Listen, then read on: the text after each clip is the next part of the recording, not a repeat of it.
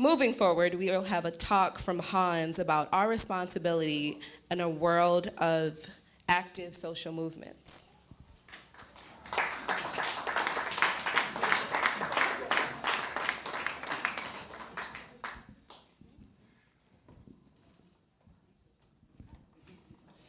Hey, good afternoon, everybody. You know, I think today you guys have listened to quite a bit, a lot of information. And what we're trying to do, what we're going to be doing here at this particular instance, is to look at when we have strategized and we would like to be at a certain point in history. We feel that we are at the moment that we're in, yet we can envision a better world. You know, it's tantamount to, let me give you an example. I'm going to give you two specific spheres.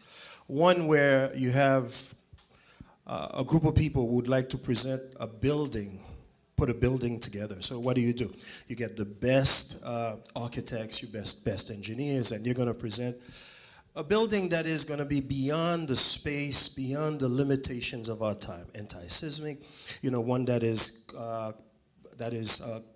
environmental friendly, one that is even going with what is called a circular economy. In other words, parts of that building can be reused. And you can sit down, and if you envision that kind of world, you present the best possible building. And you can build that today, correct? But what about if I tell you, I'm going to pick maybe somebody here that would like to be, let's say we would like to have the best football team, and I mean soccer, but football internationally, right? Football where most of the world say football because it's played with feet, right? So I say, who wants to be the, you know, you have a general manager and you have a vision. You feel like, you know, we're going to put the right players in place, and we're going to produce the best team in the world. Now, you know, follow me with this. So we have our vision in one instance, which is structure.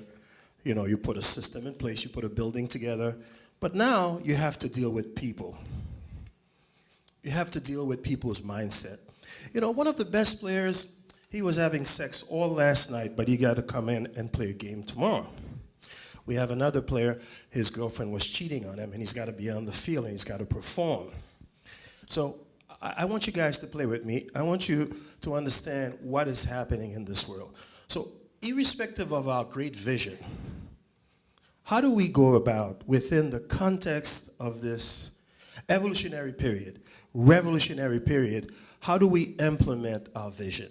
So anybody that wants to come and give responses, because this is not about us presenting our point of view and then you having to digest. It's about us, the comprehensive us. How do we fish through this process to get to understand what our real responsibilities are in the face of these social movements? Are we innocent bystanders pointing to the great future? What do we do? Anybody? What do we do? What are we to do? Do we pick the best coach in the world so he can put in, you know, the best players in the world, and then we're going to have the best team in the world? How do we get to that? Self-education. Self-education. That's the first step. Now, I'd like people to come join me where people can sit here, and I'd like us to at least begin a discussion about this. And we're going to discuss this as if nobody else is here, so that we can search for these answers. So that's one thing, right? Self-education. You know, if you notice in the presentation, we had people say, everybody needs to be educated. But who educates people in this system? Every system, every social system educates people to remain with their limitations. We are educated to be consumers on one end and to be fillers in the economic social order. So what do? We reproduce, we are reproducing the status quo. So the biggest problem that we have, we are challenged by education and alternative education. Status education and revolutionary education. Education of the limited time, the moment, the spirit of our time, and an education beyond. So those are the challenging things. But I do not want to have this conversation by myself. Certainly I want people here to come in and join me. Somebody here that wants to say, how do we move people here into real action? How does the Zeitgeist movement seize itself, and other people that are present here today, how do they see themselves in this world upheaval? Where do you see yourself? What's going on? How do you see yourself? Come in. Let's get somebody that's willing to sort of throw the anybody. Here's Tom. We're looking at one of the things that's been mentioned. You look at technology, and technology is a very big thing. For instance, the biggest social movement happens to be where? It's on the internet. Every day, millions of people are getting into the internet. But you know what happens? The whole African continent, very few people are on the internet. The whole Caribbean, when they get on the internet, it's in and out. So it's not a consistent internet. To really benefit from the internet, you really have to be on the internet for a while, because you have to be able to surf, you have to be able to search, you have to be able to do a bunch of things. What we're looking at, Tom, is while people are saying we have all this technology that can transform the world, but 2/3 of the population makes less than $2.50 per day. And most of them, which are producing what is called the second biggest economy, competing with China, as a matter of fact, is economy D. People that are non-integrated in the social economic systems, but they have to live.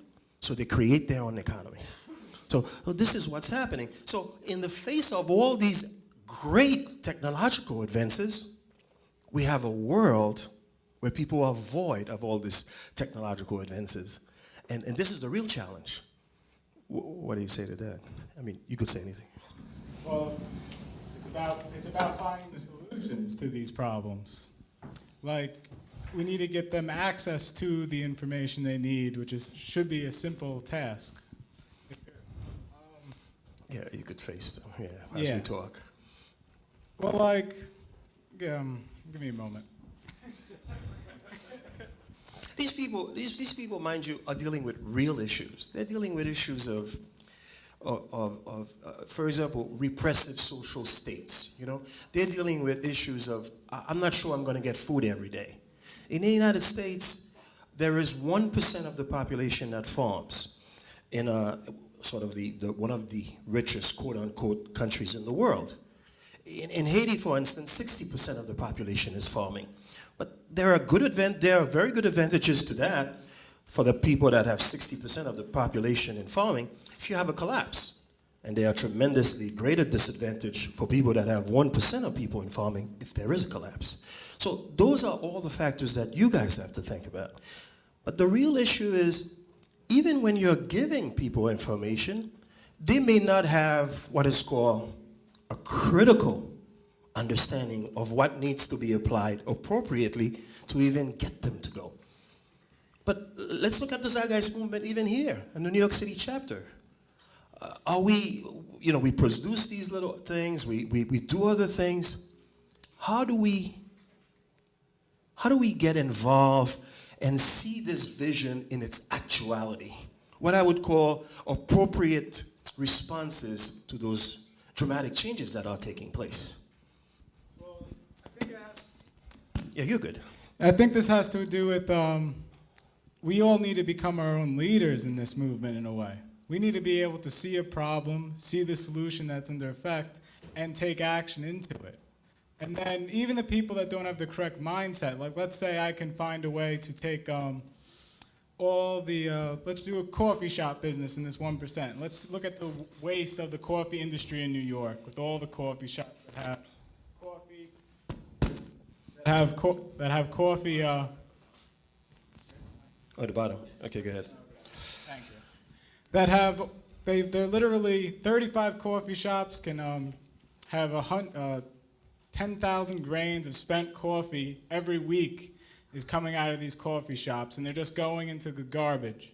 you can take mushroom spawn from this, and you could just take the waste of this entire industry and turn it into food for the entire population. This is free stuff. Mushroom spawn can handle the entire process. It's extremely simple.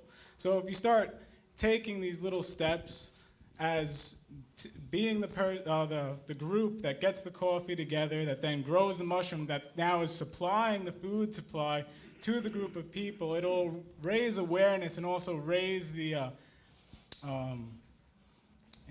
like an integrity to keep pushing for these types of solutions so that we can all keep helping each other.